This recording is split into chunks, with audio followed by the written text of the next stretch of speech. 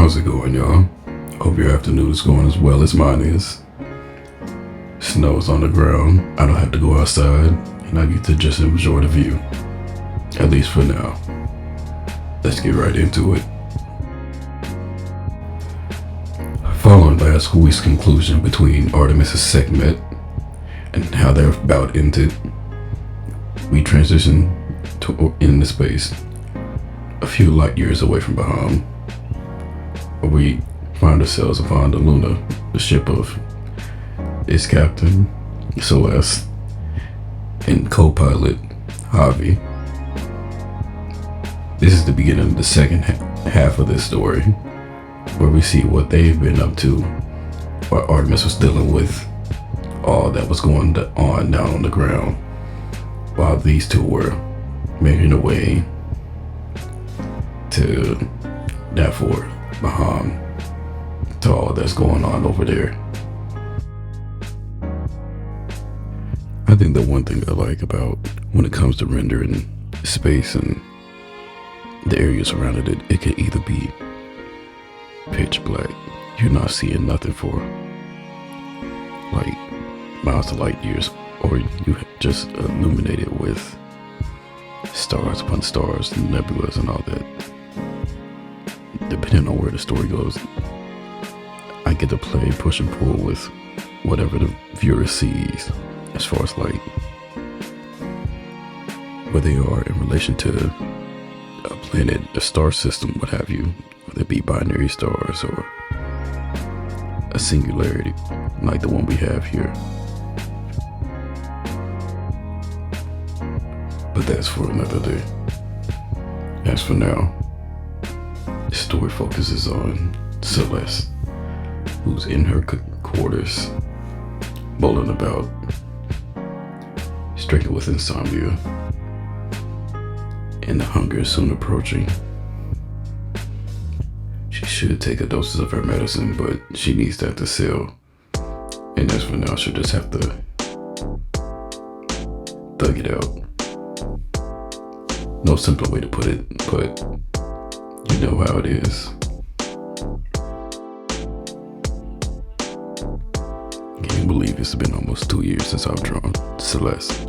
At least since the first time I just did a little sketch of her and not even considering like what type of story she would be. The first drawing I ever did of her was like based off a reference pack I bought from a model kit. I definitely forgot who it was, but if I find out, I'll be sure to reference them again in the future. What started out as an experiment, officially turned into a vehicle for me to tell my stories, my friends' stories, and all that good stuff. I have more ideas in the woodworks and stuff I'd like to talk about, but if you have any ideas, feel free to drop them down in the comments. Or for those of you that are on Twitch, feel free to catch me on there daily, well, almost daily streams going on, what have you, and trying to reach 1K on TikTok so I can stream on there as well. If you aren't following, check the links in the below if you want to see more, but if not, you can just watch this and keep going, supporting that way. Again, thank you all for watching, and now back to the video.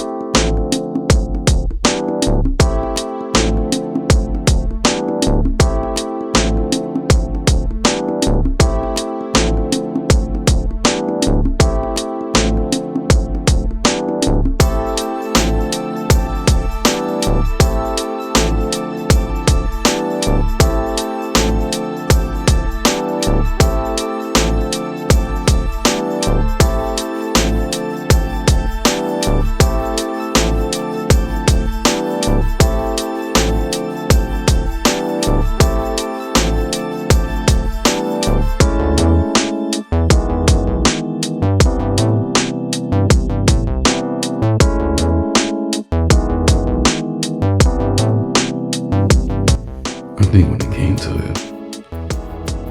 the lighting for the interior of the ship as it pertains to Celeste and whatever guest you would have aboard, I wanted to make it more like a low lighting situation.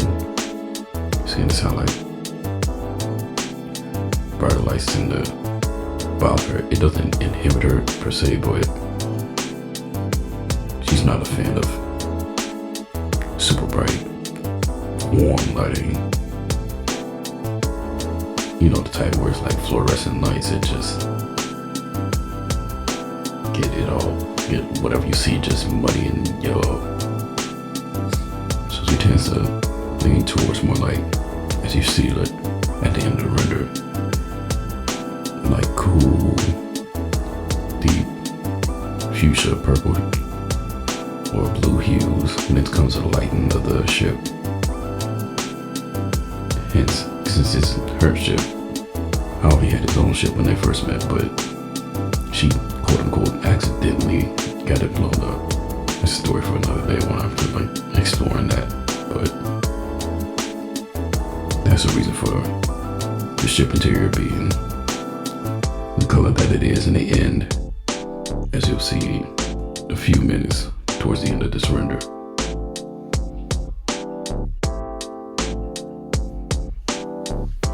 That's about all I have for now as far as like talking about this page. If you see a process here, if you want more in depth, feel free to ask. Sometimes I wing it, other times there's a methodical process to it, but it's always about push and pull. But I'm gonna go duck off. Stay tuned to the end to see the full rendering of all these 3 pages that I put on display. And I'll see you in the next one. Thanks for watching. As always, stay riding.